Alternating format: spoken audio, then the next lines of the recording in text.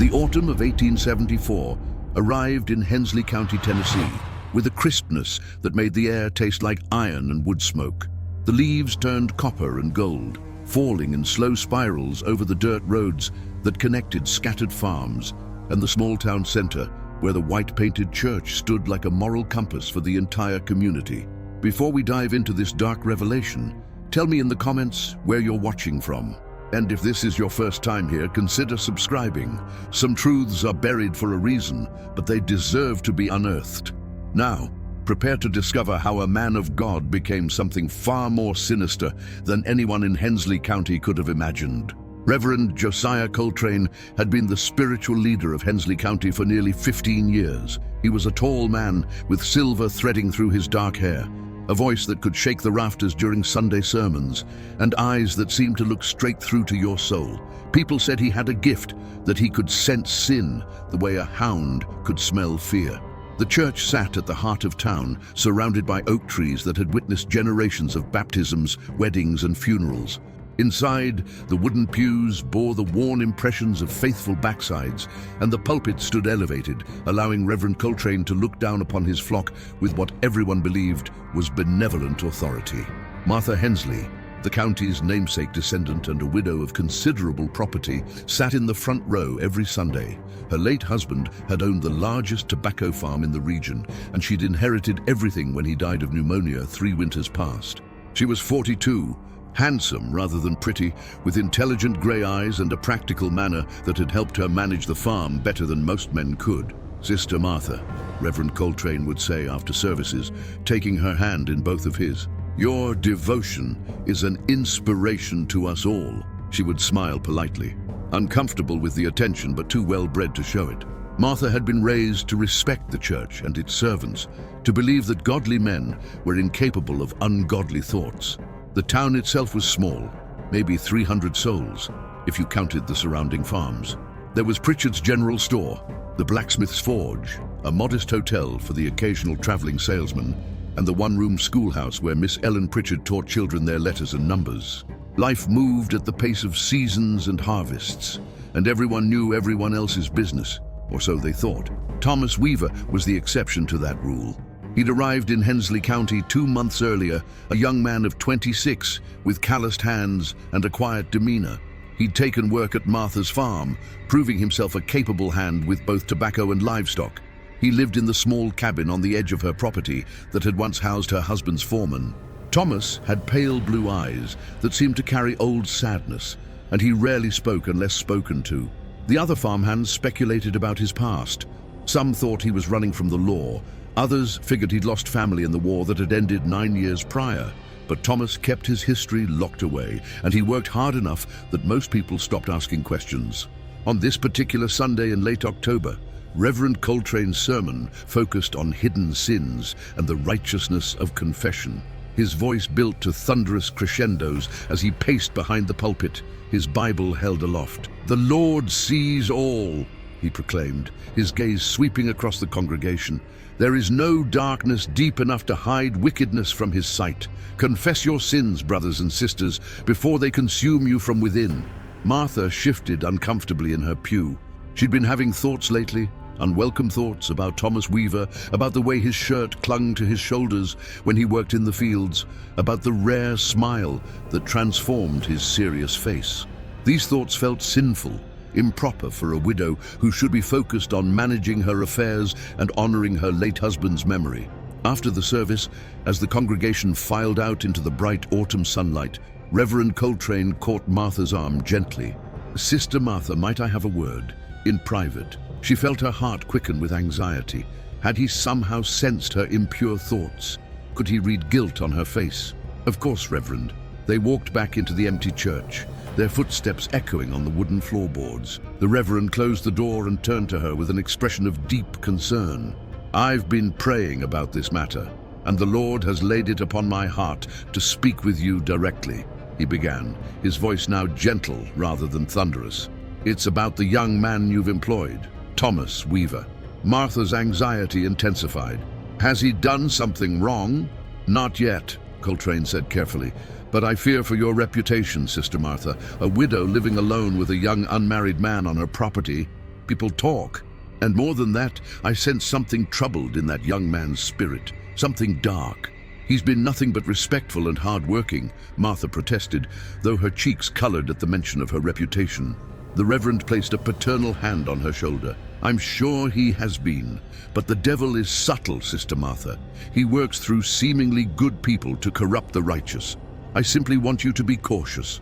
Perhaps it would be wise to find him employment elsewhere. Martha left the church feeling unsettled, the Reverend's words echoing in her mind as she rode her buggy home. But when she arrived and saw Thomas repairing a section of fence with patient skill, she couldn't bring herself to believe there was anything dark about him. He was just a quiet young man trying to make an honest living. What Martha didn't know, what no one in Hensley County knew, was that Reverend Josiah Coltrane had his own reasons for wanting Thomas Weaver gone. Reasons that had nothing to do with God or righteousness, and everything to do with a secret buried beneath the floorboards of the Reverend's own home. 3 weeks passed, and autumn deepened into early November. The tobacco had been harvested and hung to cure in the barns, and the work on Martha's farm shifted to preparations for winter.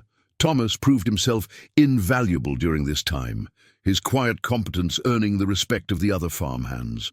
On a grey Thursday afternoon, Thomas appeared at Martha's door, hat in hand, his expression troubled. "Ma'am, I need to speak with you about something important."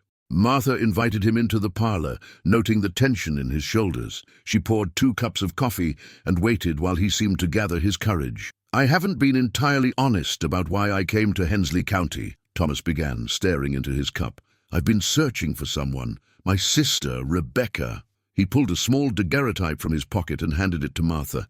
The image showed a young woman of perhaps 19 or 20, with dark hair and eyes that resembled Thomas's own. "She's beautiful," Martha said softly.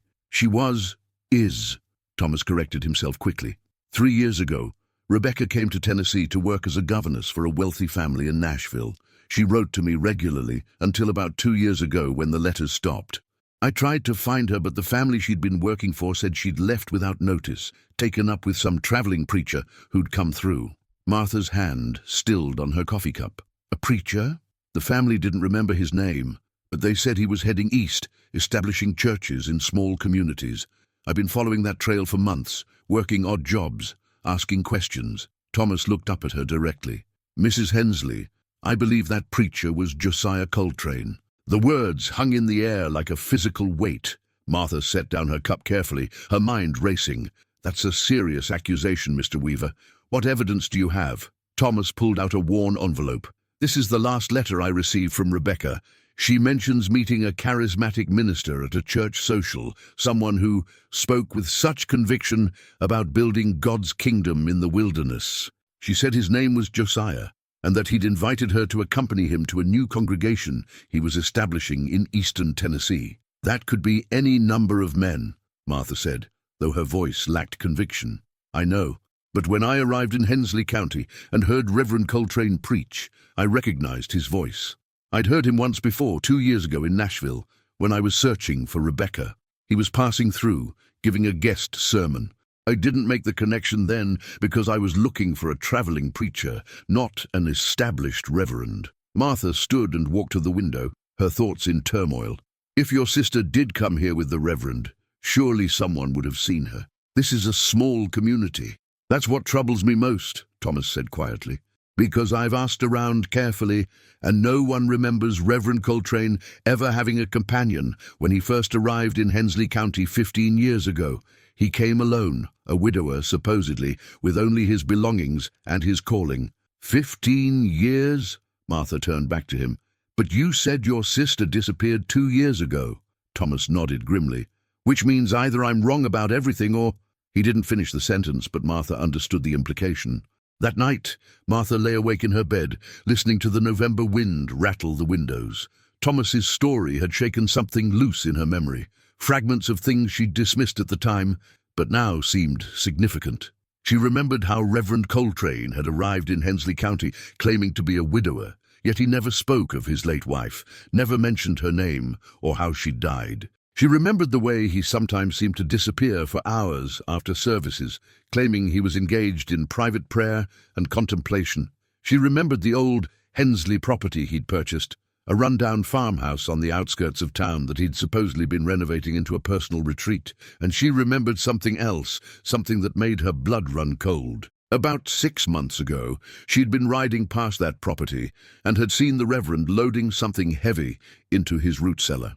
When he'd noticed her, his expression had been startled, almost guilty, before he'd composed himself and waved cheerfully. At the time, she'd thought nothing of it. Now, she wondered. The next morning, Martha made a decision that would change everything. She sought out Sheriff Horace Daniels, a solid man in his 50s who'd kept the peace in Hensley County for 2 decades. She found him at his office reviewing paperwork with his reading glasses perched on his nose. "Mrs. Hensley," he greeted her with surprise. "What brings you to town so early?" Martha closed the door behind her and told him everything Thomas had shared. She watched the sheriff's expression shift from skepticism to concern as she laid out the facts. "That's a troubling tale," Sheriff Daniels said when she finished. "But Mrs. Hensley, we're talking about Reverend Coltrane. He's been the moral backbone of this community for 15 years.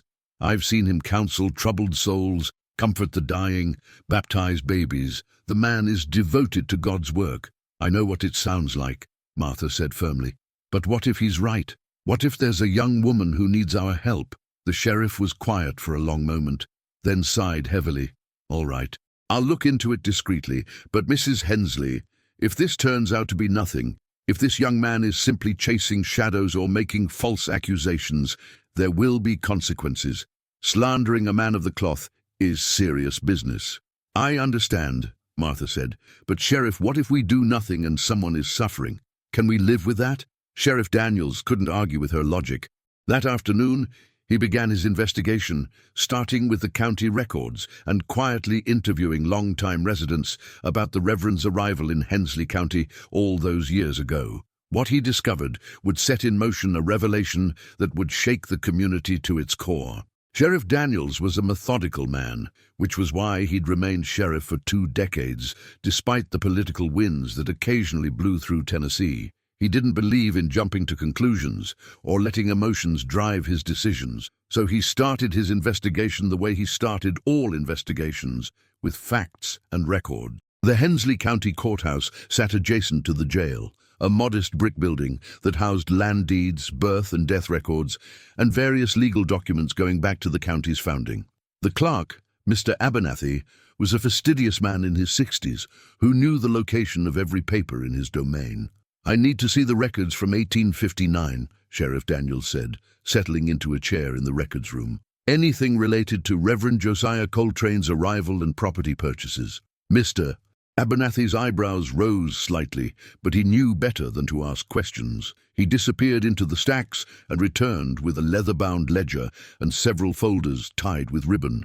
The sheriff spent the next 3 hours reading. Josiah Coltrane had indeed arrived in Hensley County in the spring of 1859, presenting credentials from a seminary in Virginia and recommendations from various churches where he'd supposedly served. The town council, eager to have a permanent minister after years of circuit preachers, had welcomed him enthusiastically. 6 months after his arrival, Coltrane had purchased the old Morrison property, a farmhouse and 20 acres about 3 miles outside of town. The property had been abandoned for years after old Silas Morrison died without heirs. The Reverend paid cash, a significant sum that suggested he'd come from some wealth. What struck Sheriff Daniels as odd was the lack of personal history in the records. No birth certificate, no marriage license, no death certificate for the supposed late wife. The recommendation letters were vague, praising Coltrane's spiritual devotion and preaching ability, but offering few concrete details about his previous positions. The sheriff made notes and then went to speak with some of the oldest residents of Hensley County, people who'd been there when Coltrane arrived. Eliza Thornton was 91 years old and sharp as a tack despite her age. She sat on her porch in a rocking chair, wrapped in quilts against the November chill, and listened to the sheriff's carefully worded questions. "Reverend Coltrane?" "Yes, I remember when he came to town," she said, her voice still strong.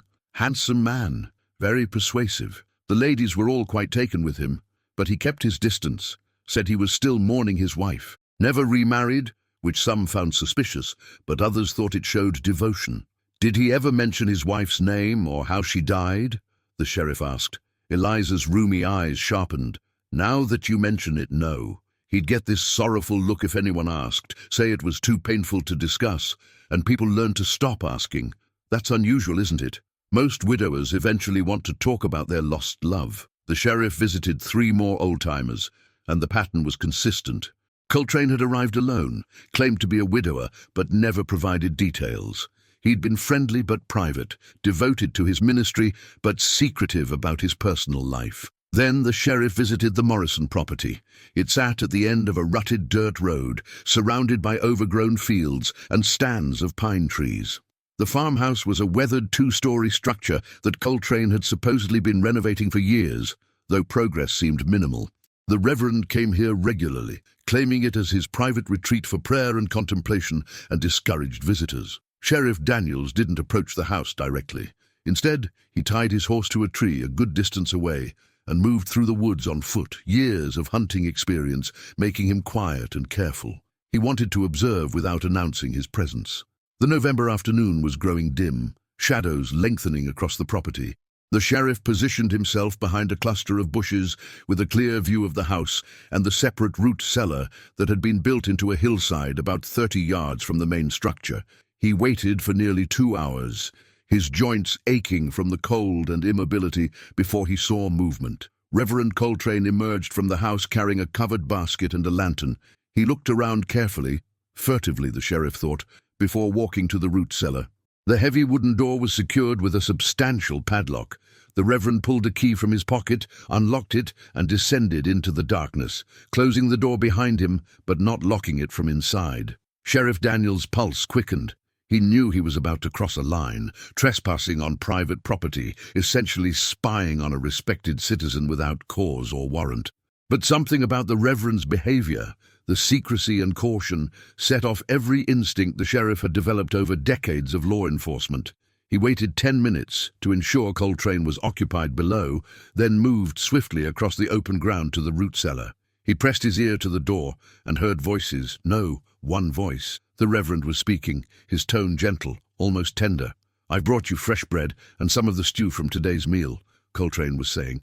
"I know it's not much, but winter is coming, and I must be careful about supplies that might be noticed missing." There was a response, but the sheriff couldn't make out the words. A woman's voice, he thought, thin and weak. "You know I only want what's best for you," the Reverend continued. "The world up there is cruel and sinful. You're safe here, protected from corruption. In time, you'll understand that I saved you." The sheriff's blood ran cold.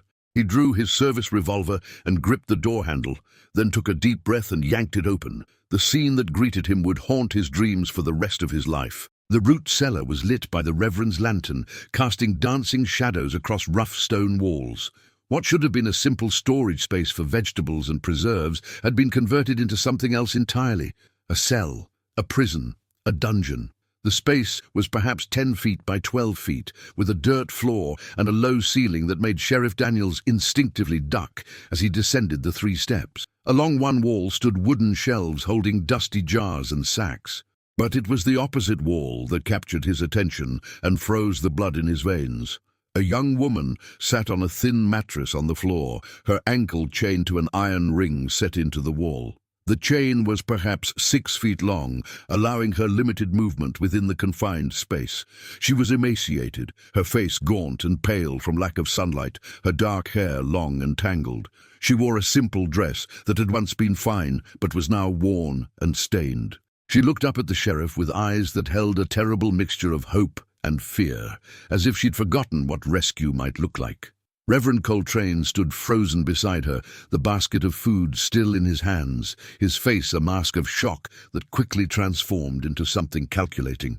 "Sheriff Daniels," he said, his voice remarkably steady, "this is not what it appears to be." The sheriff kept his revolver trained on the Reverend. "Then you'd better explain it real quick, because what it appears to be is kidnapping and false imprisonment." "She's not well," Coltrane said, setting down the basket and raising his hands in a placating gesture. "She came to me 2 years ago, suffering from delusions and violent tendencies. I've been caring for her, protecting her from herself. The restraint is necessary for her own safety. Is that true, miss?" And the sheriff asked, his eyes never leaving Coltrane, but his question directed at the young woman. Her voice, when she finally spoke, was hoarse from disuse. "My name is Rebecca Weaver.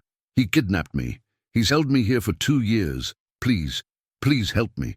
The Reverend's face darkened. "She doesn't know what she's saying. The madness—" "Shut your mouth," Sheriff Daniels interrupted, his voice hard as iron. "Miss, do you have a brother named Thomas?" Rebecca's eyes filled with tears.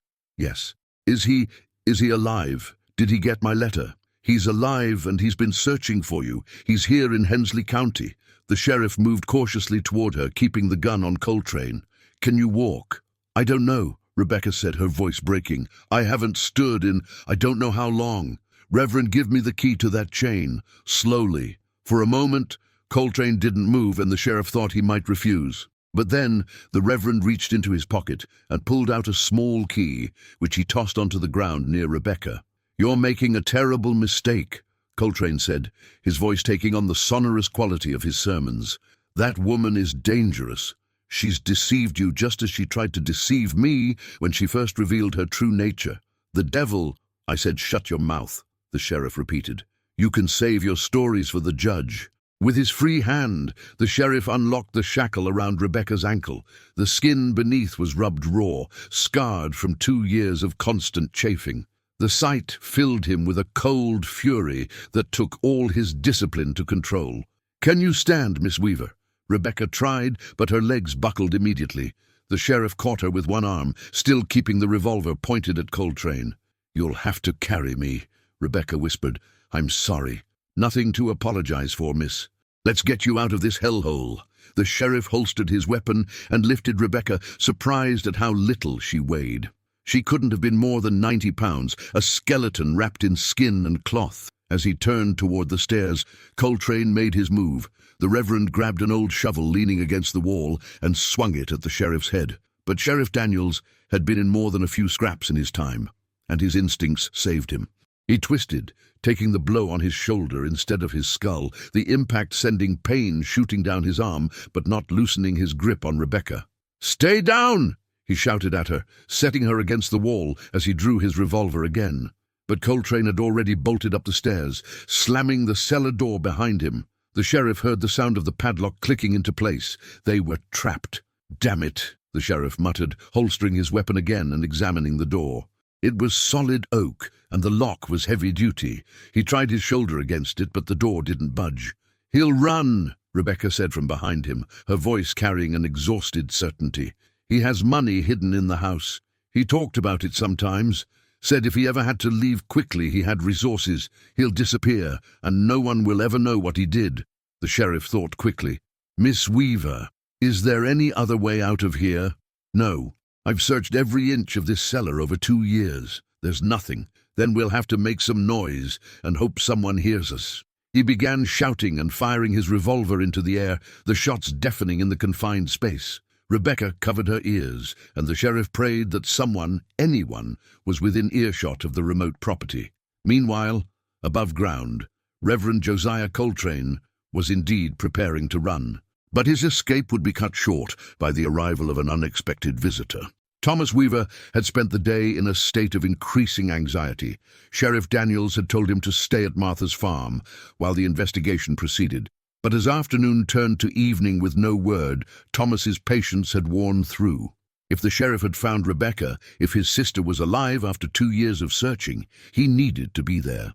Martha had tried to convince him to wait, but she'd seen the determination in his eyes and ultimately decided to accompany him. They'd saddled 2 horses and ridden toward the Morrison property as twilight gathered, following the directions Martha had remembered from her one previous visit to that remote location.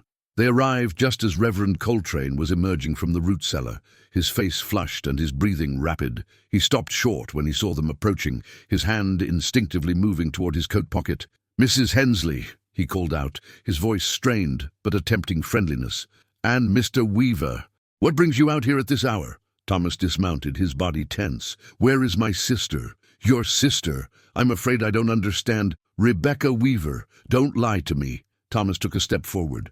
"I know she came to Tennessee with you 2 years ago." Coltrane's expression shifted, the friendly mask cracking. "The sheriff is in the cellar with your sister," he said, his tone now cold and devoid of the warmth that usually characterized his public persona. "He'll tell you that she's mad, dangerous. I was protecting the community." Martha gasped. "You locked Sheriff Daniels in there?" He gave me no choice. He wouldn't listen to reason. The Reverend pulled his hand from his pocket, revealing a small Derringer pistol. It was a gentleman's weapon, not particularly accurate, but deadly enough at close range. Now, I need you both to remain calm while I collect some things from the house, and then we're all going to have a conversation about how this situation is going to be resolved. But Thomas had already moved. 2 years of searching, 2 years of not knowing if his sister was alive or dead, 2 years of guilt for not protecting her. It all exploded into action. He lunged at Coltrane before the Reverend could properly aim the Derringer. The gun fired, the shot going wide and splintering a fence post. The two men crashed to the ground, rolling in the dirt. Thomas was younger and stronger, but Coltrane fought with the desperation of a man with everything to lose. Martha jumped from her horse and ran to the root cellar, hearing the muffled shouts from within. The padlock was in place, the key nowhere to be seen. "Sheriff!" she called through the door. "Sheriff Daniels, can you hear me? Mrs. Hensley!" The sheriff's voice came back, muffled but clear. "The Reverend has the key. Be careful, he's armed." Martha turned back to see Thomas and Coltrane still struggling. The Reverend had managed to get on top, his hands around Thomas's throat. Without thinking, Martha grabbed a broken fence post and swung it with all her strength, connecting with the side of Coltrane's head. The Reverend collapsed sideways, momentarily stunned. Thomas gasped for air and pushed him away, then pinned him face down in the dirt, his knee in the small of Coltrane's back. "Martha, check his pockets for the key!" Thomas shouted.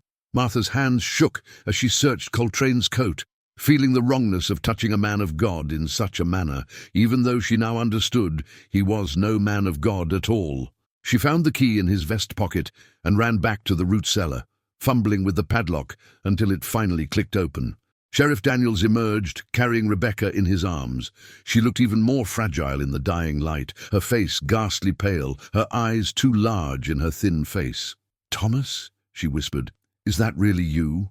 Thomas looked up from where he held Coltrane pinned, and the expression on his face was one Martha would remember for the rest of her life, pure relief mixed with heartbreak at seeing what had become of his sister. "I'm here, Beck," he said, his voice cracking. "I found you. I finally found you." Sheriff Daniels set Rebecca down gently on the porch of the house and drew his revolver again. "Weaver, step back. I'll handle the prisoner." Thomas reluctantly moved away as the sheriff hauled Coltrane to his feet and snapped iron cuffs around his wrists. The Reverend's head was bleeding where Martha had struck him, but his eyes were clear and calculating. "You have no idea what you've done," Coltrane said, his voice low and venomous, all pretense of godliness gone. "That woman is corrupted, tainted. I was saving her soul, keeping her from spreading her poison. When the town learns the truth..." "The truth?" Sheriff Daniels interrupted. "The truth is, you kidnapped a young woman, held her prisoner for 2 years, and God knows what else you did to her. The truth is, you're going to hang." Martha brought water from the well and helped Rebecca drink while the men secured Coltrane in the back of the sheriff's wagon. The young woman's hands shook so badly she could barely hold the cup. "How did he keep you hidden all this time?" Martha asked gently. "Didn't anyone hear you call for help?" Rebecca's eyes were distant, haunted. "At first I screamed until my voice gave out, but this place is so far from everything, and he gagged me when he left. After a while, I stopped believing anyone would come. He told me my brother was dead, that my parents had disowned me, that I was nothing and no one, and the world had forgotten me. I started to believe him." "But you wrote a letter," Martha said. "Thomas received one final letter from you." "That was before," Rebecca said. "Before he revealed his true nature. He seemed so kind at first, so concerned about my spiritual welfare. By the time I understood what he really wanted, it was too late." Her voice dropped to a whisper. "He said he was building a family, that I would be the first but not the last. He said God had shown him that he was meant to collect lost souls." The implication made Martha's blood run cold. She looked over at the Reverend, now secured in the wagon, and wondered how many other women might have crossed his path over the years, how many might not have been as fortunate as Rebecca to be found alive. As they prepared to transport Coltrane to the town jail and Rebecca to the doctor, Thomas knelt beside his sister and took her hand. "I'm sorry I didn't find you sooner," he said, tears streaming down his face. "I'm so sorry, Beck." Rebecca squeezed his hand weakly. "You found me. That's what matters. You didn't stop looking." The ride back to town was somber. News traveled fast in small communities, and by the time they arrived at the sheriff's office, a crowd had already gathered. Whispers rippled through the assembled townspeople as they saw their reverend in handcuffs, and the skeletal young woman being carried to Dr. Harrison's office. The revelation of what Josiah Coltrane had done would shake Hensley County Dr. to Marcus its foundation. Harrison Was challenging everything the community thought they knew, who'd seen everything about from cholera outbreaks authority to battlefield wounds during the war. could wear. But nothing had quite prepared him for the condition of Rebecca Weaver.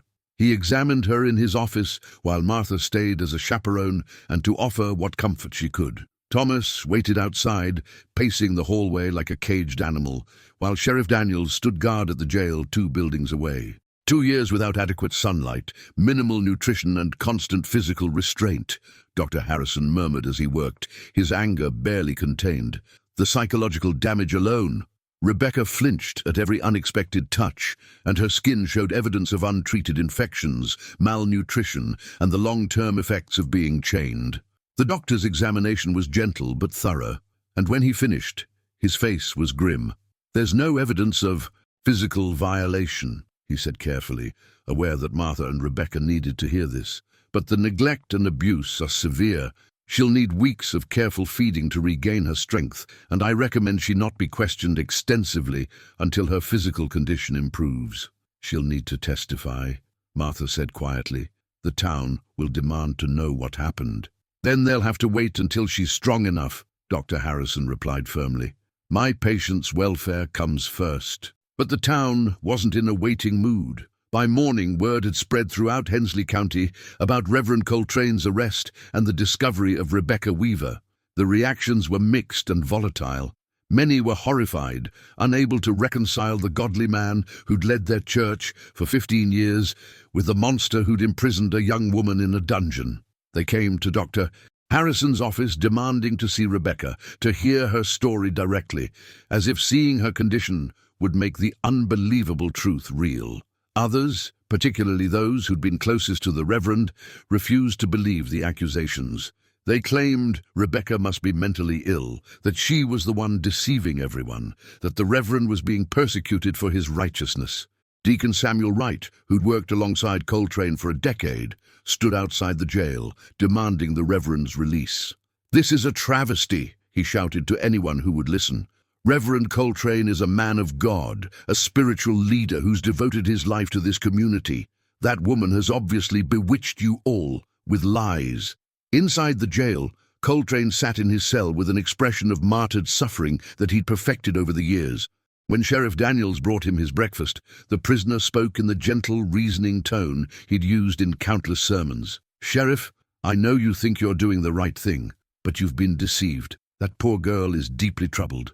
I was trying to help her, to save her from her own delusions. If I kept her confined, it was only to prevent her from harming herself or others." "Save it for the judge," Sheriff Daniels said, unmoved. "You'll have your day in court." "Will I?" Coltrane's eyes took on a harder edge. "Or will you find that this community knows my character, knows my work, and won't believe the ravings of an unstable woman over the testimony of a man who served God faithfully for 15 years? The sheriff wanted to argue, but he couldn't ignore the concern gnawing at him. Coltrane was right that he had supporters, influential people who would resist believing their spiritual leader could commit such crimes. The preliminary hearing was set for 3 days later, giving Dr. Harrison time to stabilize Rebecca's condition and allowing the circuit judge to arrive from the county seat. Those 3 days were among the tensest Hensley County had ever experienced. The town split into factions. Some, like Martha Hensley and the other farmhands who'd worked with Thomas, stood firmly behind the Weavers. Others, particularly the church deacons and their families, rallied around Coltrane. Thomas received threatening letters, unsigned notes calling him a liar and demanding he leave town. Someone threw a rock through Martha's window with a message attached: "Jezebel protects false witness." The accusation stung because Martha had begun to care for Thomas as more than just an employee, and the community's judgment made her feel exposed and ashamed. But there were also supporters. Miss Ellen Pritchard, the school teacher, visited Dr. Harrison's office and quietly told Martha that she'd always felt something wrong about the Reverend, though she'd never been able to articulate why. "He had a way of making you feel sinful just by looking at you," Ellen said. "And he took a particular interest in young women who were alone or vulnerable. I always thought it was spiritual concern, but now other women came forward with similar stories. None had been harmed as Rebecca had, but they spoke of uncomfortable encounters, of the Reverend's intense interest in their private lives, of feeling watched and judged in ways that went beyond pastoral care. These testimonies gave Sheriff Daniels hope that the case against Coltrane would be stronger than the Reverend anticipated, but he knew that prejudices ran deep, and that a community's faith in their spiritual leader was not easily shaken. On the morning of the hearing, Rebecca Weaver was still weak but determined to testify. Dr. Harrison had done what he could to prepare her, but he warned Sheriff Daniels that the emotional toll of recounting her ordeal might cause her to break down. "She needs to do this," Thomas said firmly when the doctor expressed his concerns. "She needs people to hear her story, to know that she's telling the truth. It's the only way she'll ever be free of what he did to her." The hearing was held in the largest space available, the church itself, an irony not lost on anyone present. Judge Cornelius Blackwood, a stern man in his 60s with a reputation for fairness and a no-nonsense approach to the law, presided from behind the pulpit while the Reverend's usual position of authority became a makeshift bench. The church was packed, every pew filled, and people standing along the walls. The air was thick with tension and the smell of too many bodies in close quarters. Reverend Coltrane sat at a table to the right, wearing his Sunday best and an expression of wounded dignity. To the left sat Rebecca, her hand gripping Thomas's arm for support, with Martha sitting protectively on her other side. Judge Blackwood gavelled the hearing to order and looked out over the assembled crowd with a face like granite. "This is a legal proceeding, not a revival meeting," he announced in a voice that brooked no argument. "Anyone who disturbs the proceedings will be removed and held in contempt. Is that understood?" A murmur of assent rippled through the congregation. "Good. Sheriff Daniels, present your case." What followed was testimony that would be remembered and discussed in Hensley County for generations to come. Sheriff Daniels presented his evidence methodically, starting with the physical facts: the cellar dungeon, the chains, Rebecca's condition when she was found. He described in detail the isolation of the Morrison property, the padlock on the cellar door, and the basket of food he'd witnessed Coltrane delivering. "The evidence shows a clear pattern of imprisonment and abuse," the sheriff concluded. "The accused kept Miss Weaver chained in a root cellar for approximately 2 years, during which time he denied her adequate food, sunlight, medical care, and basic human dignity." Defense was represented by Bartholomew Graves, a lawyer from Nashville who'd arrived just that morning, retained by the church deacons to protect their reverend's interests. He was a sharp-faced man with silver hair and the confidence of someone accustomed to winning. "Your Honor," Graves began, his voice smooth as honey, "my client does not deny that Miss Weaver was residing at the Morrison property in limited conditions. However, the context of this situation has been grossly misrepresented. Reverend Coltrane acted out of Christian charity and medical necessity, not malice." He gestured toward Coltrane, who sat with his head bowed as if in prayer, the picture of humbled piety. "Miss Weaver came to my client 2 years ago in a state of severe mental distress, having abandoned her position as a governess and exhibiting signs of hysteria and delusion. She claimed to be pursued by demons, spoke of harming herself and others. Reverend Coltrane, in his compassion, took her in and attempted to care for her. When her condition worsened and she became violent, he made the difficult decision to restrain her for her own safety and the safety of the community." Murmurs rippled through the crowd. Some nodded, wanting to believe this version of events. Others looked skeptical, glancing at the frail young woman who could barely lift her head. "That's a damned lie," Thomas said loudly, earning a sharp look from Judge Blackwood. "You'll have your chance to speak, Mr. Weaver," the judge said. "Mr. Graves, continue." "The tragedy here," Graves said, warming to his theme, "is that a man of God tried to help a troubled soul and now finds himself accused of the very evil he was fighting against. We will show that Reverend Coltrane's actions, while perhaps misguided in their execution, were motivated by charity and concern, not criminal intent." Judge Blackwood looked unimpressed. "Are you suggesting that kidnapping and false imprisonment are acceptable if done with good intentions?" "I'm suggesting that there was no kidnapping, Your Honor.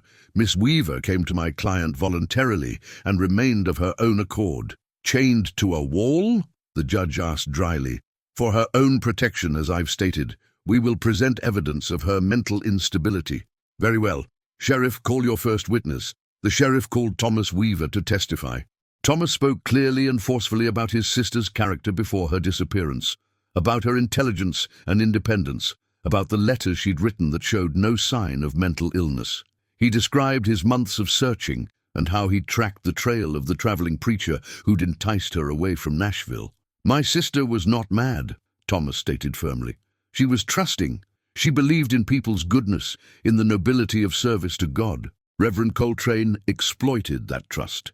Graves cross-examined him aggressively, trying to paint Thomas as an unreliable witness, driven by bias and family loyalty. But Thomas held firm, his testimony unwavering. Then Dr. Harrison took the stand and described Rebecca's physical condition in clinical terms that made several people in the audience gasp. The malnutrition, the scarring from the chains, the muscle atrophy from 2 years of limited movement. This is not the result of protective care, Dr. Harrison stated flatly. This is the result of deliberate neglect and abuse. I've seen patients in asylums who received better treatment than this young woman. Graves tried to suggest that Rebecca's condition could have been self-inflicted, the result of her refusing food and care. Dr. Harrison shut down that argument with withering scorn. A woman cannot chain herself to a wall, sir. Nor can she create the pattern of malnutrition I observed through simple refusal to eat. She was systematically starved. Finally, Judge Blackwood called Rebecca Weaver to testify. The courtroom fell silent as she stood, leaning heavily on Thomas's arm, and made her way slowly to the witness chair. She looked impossibly young and fragile under the weight of so many eyes. Judge Blackwood's stern expression softened slightly. Miss Weaver, I know this is difficult, but I need you to tell this court in your own words what happened to you. Take your time. Rebecca's hands trembled in her lap, but when she spoke, her voice was stronger than anyone expected. I met Reverend Coltrane in Nashville at a church social in the spring of 1872, she began. I was working as a governess for the Marlowe family, and I attended services at their church. The Reverend was visiting, giving a series of guest sermons. He was magnetic, charismatic. He spoke about the work God had called him to do in the wilderness of eastern Tennessee, building churches and saving souls. She paused, gathering her strength, and continued.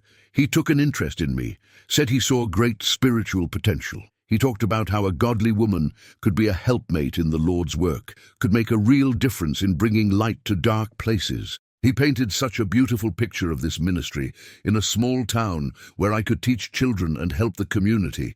It felt like a calling. Did he propose marriage? Judge Blackwood asked. No, he said marriage would come in time, but first I needed to see the work, to understand his mission. He said I would be like a daughter to him until I was ready to be more. Rebecca's voice hardened. What he really meant was that I would be his prisoner. She described the journey to Tennessee, how Coltrane had seemed kind and paternal at first. But when they arrived at the Morrison property instead of the town he'd described, she'd begun to feel uneasy. There was no established church, no community waiting, just an old farmhouse in the middle of nowhere. When I questioned him, his whole demeanor changed. The kindness vanished, and I saw what he really was. And what was that, Miss Weaver? The judge asked quietly. A monster who collected women like possessions, Rebecca said, her voice breaking but her gaze steady. He told me I was the first, but I wouldn't be the last. He said God had shown him that he was meant to build a family of devoted women, separated from the corruption of the world, who would serve only him. When I tried to leave, he overpowered me and put me in that cellar. The courtroom erupted in whispers and gasps. Judge Blackwood gavelled for order. He kept me chained for 2 years, Rebecca continued, tears streaming down her face now. He brought me minimal food, just enough to keep me alive. He said he was purifying me, burning away my independence and sin. He said in time I would become grateful, obedient. But I never stopped hoping that someone would find me. I never stopped believing my brother would come. She looked directly at Coltrane then, who met her gaze with cold calculation. You stole 2 years of my life, she said to him. You tried to break my spirit, to make me less than human, but you failed. I'm still here. I'm still me. The power of her testimony was undeniable. Even some of Coltrane's supporters looked shaken. Unable to reconcile the Reverend they knew with the man Rebecca described, Graves attempted to discredit her testimony, suggesting that her ordeal had confused her memories, that she'd misinterpreted Coltrane's actions through the lens of illness. But Rebecca held firm under cross-examination, her story consistent and detailed. Then Graves made a crucial mistake. He brought up the one letter Rebecca had managed to send to Thomas before being imprisoned, suggesting it showed signs of mental disturbance. The letter was rambling, he claimed, full of religious imagery and apocalyptic language, clearly the product of an unstable mind. "May I see this letter?" Judge Blackwood asked. The letter was produced and read aloud. It was actually quite coherent, excited and enthusiastic about the ministry opportunity, but showing no signs of delusion or instability. Graves's mischaracterization was obvious, and it damaged his credibility in the eyes of the court. But the defense still had one card to play. Graves called Reverend Josiah Coltrane himself to testify. Josiah Coltrane took the witness stand with the bearing of a man wrongfully accused, but confident in the ultimate triumph of truth. He placed his hand on the Bible and swore his oath with such conviction that several members of the audience nodded approvingly. Graves led him through his version of events, a carefully constructed narrative that portrayed him as a compassionate minister who'd made an error in judgment while trying to help a mentally disturbed young woman. "I should have sought help from medical authorities," Coltrane said, his voice laden with regret. "I see that now, but I truly believed I could reach her through prayer and spiritual guidance. I thought I was doing God's work, saving a lost soul from the demons tormenting her." It was a masterful performance. He spoke of his years of service to Hensley County, the souls he'd saved, the comfort he'd provided to the dying and bereaved. He painted himself as a humble servant of God whose only crime was caring too much. "I admit the conditions in which I kept Miss Weaver were inadequate," he said, his voice heavy with manufactured remorse. "I was wrong to think I could handle such a severe case alone, but I swear before God and this court that I never intended her harm. I was trying to save her." Sheriff Daniels watched this performance with barely contained fury. He'd seen enough liars in his career to recognize a talented one, and Coltrane was among the best. Then came the cross-examination, and Sheriff Daniels himself took the lead, having been granted permission by Judge Blackwood to question the accused directly. "Reverend Coltrane," the sheriff began, his voice deceptively calm, "you've testified that Miss Weaver came to you in a state of mental distress. When exactly did she arrive at your property?" "In the spring of 1872, as I've stated. And at any point during the 2 years you kept her confined, did you inform anyone in town about her presence?" Coltrane hesitated for just a fraction of a second. "No, I felt her condition required complete isolation and privacy. Not even Dr. Harrison, who could have provided actual medical care. I feared that involving others might worsen her condition. She was fearful of strangers." "How convenient," Sheriff Daniels said dryly. "Tell me, Reverend, the Morrison property you purchased in 1859, when exactly did you build the root cellar?" Another hesitation. "I'm not certain of the exact date. Sometime after I acquired the property." "That's strange, because I checked with old Silas Morrison's records. That root cellar existed when he owned the property, built in 1847. You didn't build it, you just modified it, added the iron ring in the wall for the chains. When did you do that?" Coltrane's expression flickered. "I don't recall specifically." "You don't recall installing hardware specifically designed to imprison someone? That seems like a detail a man would remember." The sheriff leaned forward. "Let me propose an alternative theory, Reverend. You didn't encounter Miss Weaver by chance in 1872. You targeted her deliberately, manipulated her into traveling to Tennessee with you, and imprisoned her in a dungeon you'd prepared in advance. This wasn't a misguided act of charity. It was premeditated kidnapping." "That's absurd," Coltrane said, but his voice had lost some of its smooth confidence. "Is it? Tell me about your wife, Reverend, the one you claim to be a widower from." "My wife died years ago. It's painful to discuss." "What was her name?" Silence. "How did she die?" More silence. "Where is she buried?" "I don't see how this is relevant." "My client's personal tragedy interjected. "It's relevant because I don't believe she ever existed," Sheriff Daniels interrupted. "I've searched every record in Virginia where you claim to have served. No marriage license, no death certificate, no burial record.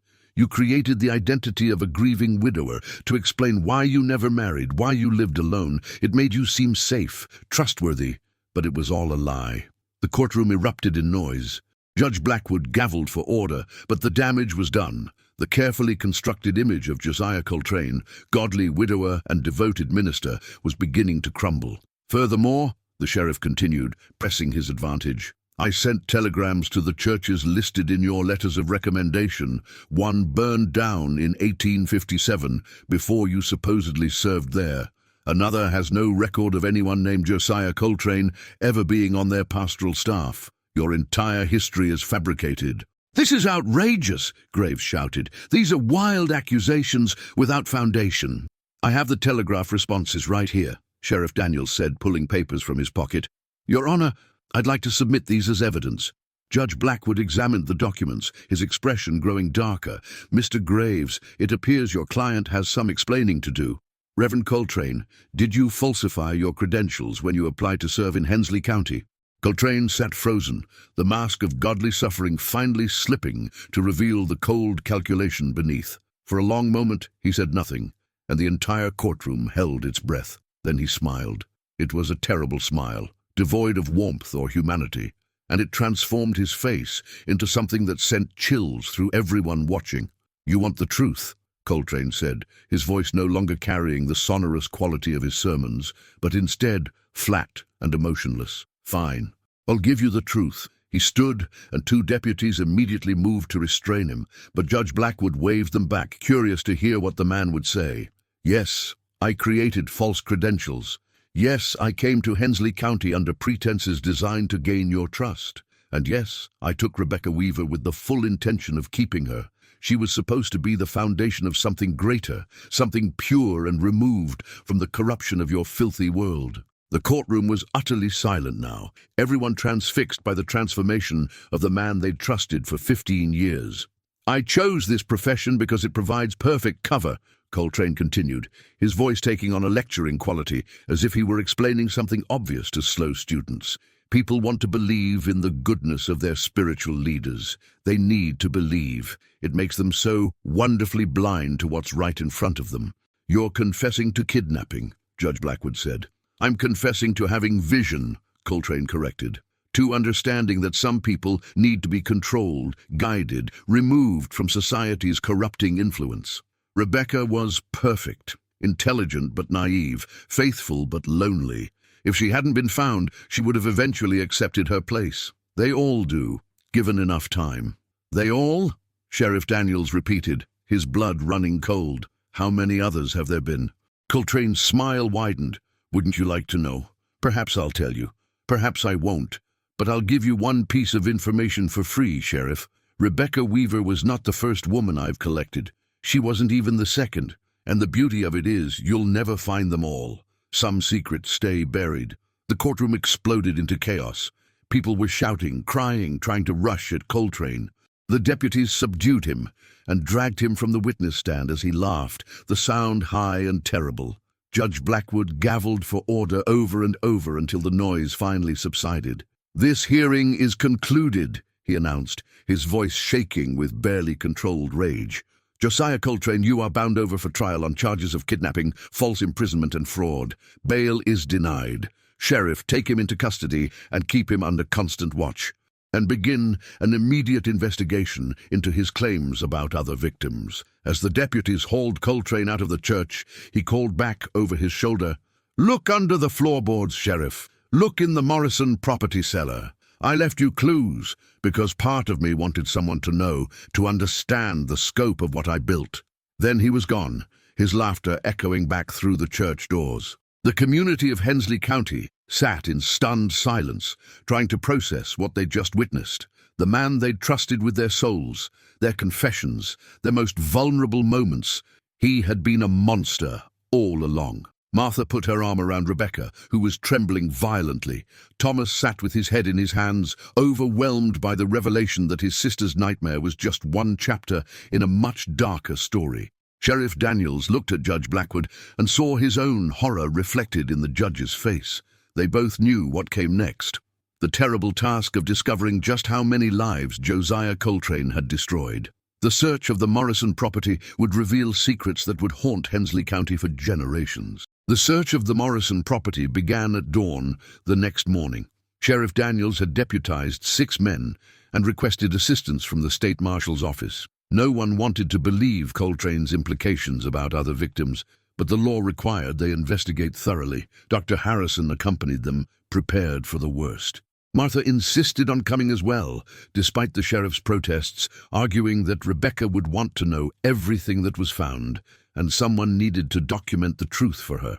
Thomas stayed in town with Rebecca, who was still too weak to leave Dr. Harrison's office, but was slowly regaining her strength. The doctor had left strict instructions about her care with his assistant, a capable young woman named Sarah Mills. The Morrison property looked different in the harsh light of morning, more derelict and menacing than picturesque. The house itself was a shambling structure with peeling paint and sagging porches. Coltrane had clearly put minimal effort into its upkeep, focusing instead on maintaining the facade of renovation that kept visitors away. They started with the root cellar where Rebecca had been imprisoned. In daylight, with proper lanterns, they could see details that had been obscured during the rescue. The walls bore scratches, desperate marks Rebecca had made with her fingernails during the early days of her captivity. Words were carved into the stone in some places. Thomas, help, please God. Sheriff Daniels felt his throat tighten at the evidence of her suffering and her hope. They removed the mattress and examined every inch of the floor and walls. Behind one of the shelves, they found something that made the sheriff's blood run cold, a journal wrapped in oilcloth to protect it from moisture. The journal was written in Coltrane's precise hand, and it detailed his philosophy, his methods, his justifications. But more than that, it contained names and dates. Sweet Jesus, one of the deputies whispered as the sheriff read aloud. The first entry was dated 1855, long before Coltrane had come to Hensley County. It described a young woman named Margaret, whom he'd encountered while working as an itinerant preacher in Virginia. He'd convinced her to leave her family and travel with him, then kept her confined in a rented property for nearly 6 months before she died of pneumonia, neglect disguised as natural causes. The entries continued chronologically, each one detailing a different woman. Some were kept for weeks, others for months. Most were eventually released when Coltrane tired of them, or when circumstances made continued imprisonment too risky. But 3, including Margaret, had died in captivity. He moved frequently, Sheriff Daniels said, his voice hollow. Different towns, different states. He'd establish himself as a minister, identify vulnerable women, manipulate them into trusting him. If anyone got suspicious, he'd move on to a new location. Why come to Hensley County? Martha asked. Why stay in one place for 15 years? Because he was getting better at hiding, Dr. Harrison said grimly. He realized that moving frequently drew attention, but a well-established minister in a small community, someone like that could disappear for hours without anyone questioning it. The journal mentioned the Morrison property specifically. Coltrane had purchased it because of its isolation and because the root cellar provided a ready-made prison. He'd planned to use it as a permanent base, a place where he could keep women for extended periods, but Rebecca hadn't been the only one imprisoned there. According to the journal, there had been 2 others before her, women Coltrane had lured to Tennessee with promises of work or ministry. One had escaped after 3 months, fleeing into the night when Coltrane had carelessly left the cellar unlocked. He'd written about his fury at his own mistake, about the fear that she would expose him. But she never came forward, the sheriff realized. She must have been too terrified or too ashamed. The other woman was simply listed as deceased, with a date of death in 1871. No name, no details of how she died. We need to search the entire property, the sheriff said. If she's buried here, we need to find her. They moved to the main house. The interior was sparse and dusty, with minimal furniture and an atmosphere of neglect. The upper floor contained a small bedroom that Coltrane apparently used, though it looked like he spent little time there. But it was the lower floor that yielded the most disturbing discovery. In what had once been a parlor, several of the floorboards looked newer than the others, the wood less weathered. When they pried them up, they found a hollow space beneath, and inside that space, wrapped in canvas, were the skeletal remains of a young woman. Dr. Harrison examined the bones with professional detachment, though his hands shook slightly. Female, approximately 20 to 25 years old, he reported. The skull shows signs of trauma, a blow to the back of the head. This was murder, not death by neglect or illness. Martha turned away, her stomach churning. She thought of all the Sundays she'd sat in that church, listening to Coltrane preach about morality and sin, while the bodies of his victims lay hidden beneath his floors. They searched the rest of the property, but found no other remains. The journal suggested Coltrane had disposed of his earliest victims in locations far from where he'd imprisoned them, scattering the evidence across different states. He became more confident over time, the sheriff said, started keeping trophies, keeping records. That arrogance is what finally caught him. They gathered all the evidence, the journal, the remains, Rebecca's chains, and returned to town. News of what they'd found spread quickly, and the community's shock deepened into something darker, a collective guilt for not having seen the evil in their midst. That evening, Sheriff Daniels visited Coltrane in his cell. The prisoner sat on his bunk, seemingly unconcerned by the discoveries at the property. "Found my little chronicle, did you?" Coltrane asked. "I wondered if you would. I left it there deliberately, you know. A monument to my work. You murdered at least one woman," the sheriff said flatly. "Probably more. You kept others imprisoned, tortured them psychologically, and you did it all while pretending to serve God." "I was serving a higher purpose," Coltrane replied. "Those women were lost, corrupted by society's lies about independence and equality. I was giving them structure, purpose, protection from their own destructive impulses. You were satisfying your own sick desires for control," Sheriff Daniels countered. "Nothing more." Coltrane shrugged. "Believe what you want, but consider this, Sheriff. How many other men in positions of authority are doing exactly what I did? How many ministers, teachers, doctors, husbands? The only difference is I got caught." The sheriff wanted to argue, but he couldn't. He knew Coltrane was right, that predators often hid behind respectability, and that many victims never came forward out of shame or fear. "You'll hang for what you've done," he said instead. "Perhaps," Coltrane agreed. "But I'll die knowing that I lived according to my own will, not society's hypocritical rules. Can you say the same, Sheriff?" The sheriff left without answering, disgusted by Coltrane's unrepentant attitude. Outside the jail, he found Martha waiting, wrapped in a shawl against the November cold. "How is Rebecca?" he asked. "Stronger each day, physically at least," Martha replied. "But knowing about the others, it's weighing on her. She feels guilty that she survived when they didn't. That's not rational. Survivor's guilt rarely is." Martha looked up at the stars, scattered like ice chips across the black sky. "Do you think we'll ever identify the woman you found? Give her family closure?" "We'll try. I'm sending telegrams to sheriffs across the region, seeing if anyone reported a missing woman matching her description around 1871. It's a long shot, but we have to try." They stood in silence for a moment, both contemplating the darkness that had lived in their community undetected for so long. "How do we move forward from this?" Martha asked finally. "How does this town heal?" "I don't know," the sheriff admitted. "But we start with truth. We document everything, we tell the whole story, and we make sure nothing like this ever happens here again." The trial was scheduled for December, allowing time to gather evidence and locate potential witnesses, including the woman who had escaped Coltrane's imprisonment in 1869, if she could be found. The state marshal's office had opened a broader investigation, trying to track Coltrane's movements over the 20 years before he'd come to Hensley County. With each new location they identified, they would search for missing women and try to determine if Coltrane had victims who'd never been discovered. It was a massive undertaking, made more difficult by the lack of centralized records and the reluctance of many communities to admit they'd harbored a predator. But the truth, however painful, was beginning to emerge. And with it came a reckoning that would change Hensley County forever. The trial of Josiah Coltrane began on December 15, 1874, in the circuit court in Knoxville, moved from Hensley County due to concerns about finding an impartial jury. The case had attracted attention throughout Tennessee and beyond, with newspaper reporters filling the courtroom and sending daily dispatches to papers as far away as New York and Chicago.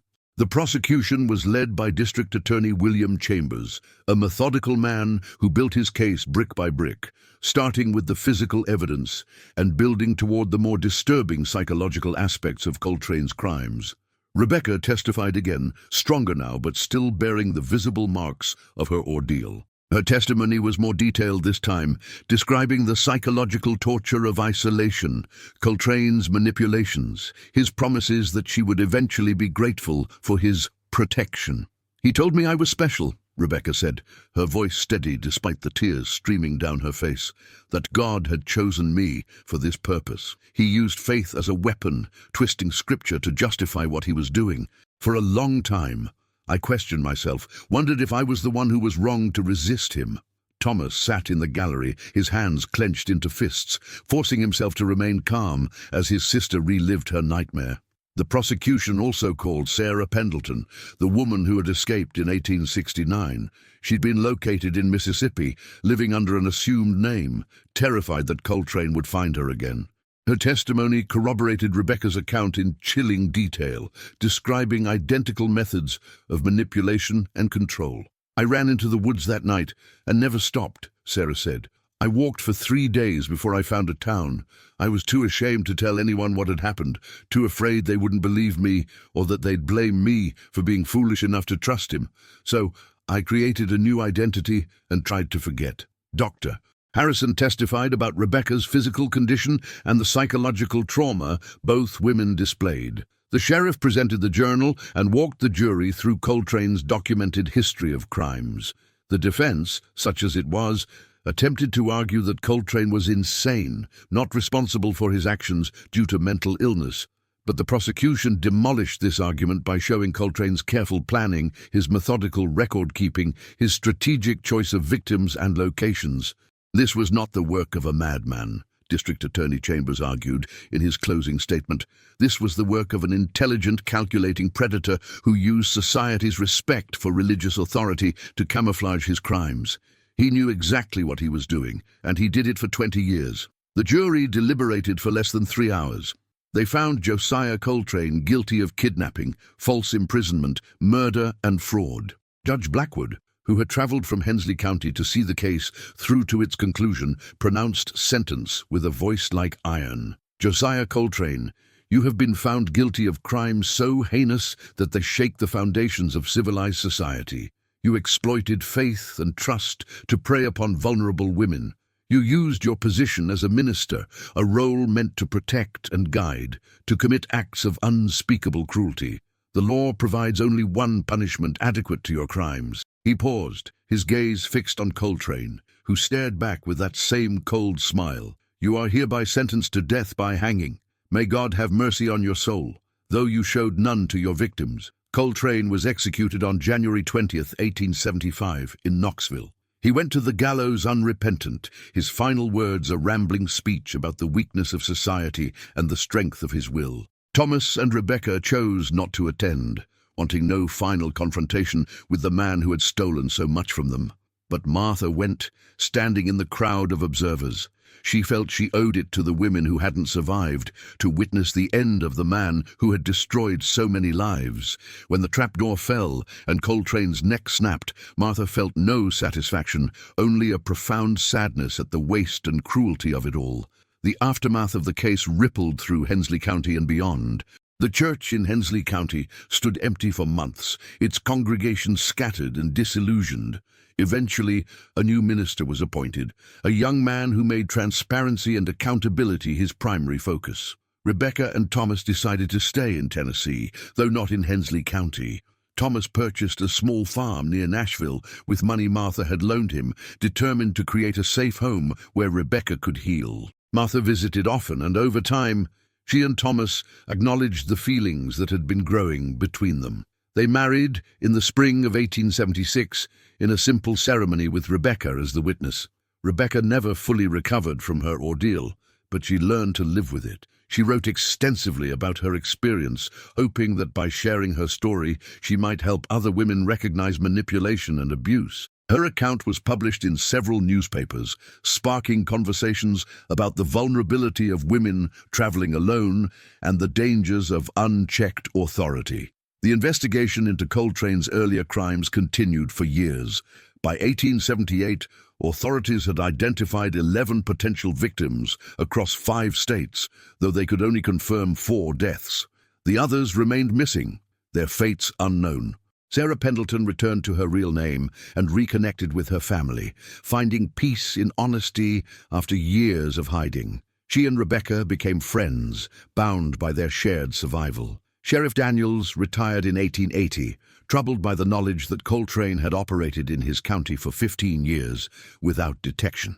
He spent his final years advocating for better communication between law enforcement agencies, hoping to prevent predators from exploiting jurisdictional boundaries. The Morrison property was eventually torn down, the land sold and divided. No one wanted to preserve the site of so much suffering. But the memory of what happened there remained, a cautionary tale passed down through generations. On a warm afternoon in June 1885, Martha and Thomas sat on the porch of their home, watching Rebecca work in the garden she'd cultivated. She'd found peace in growing things, in nurturing life from the soil. "Do you think she'll ever be truly happy?" Martha asked quietly. Thomas considered the question, watching his sister's face as she tended her plants. There was contentment there, if not pure joy, a hard-won peace that came from surviving the unsurvivable. "I think she's as happy as she can be," he said finally.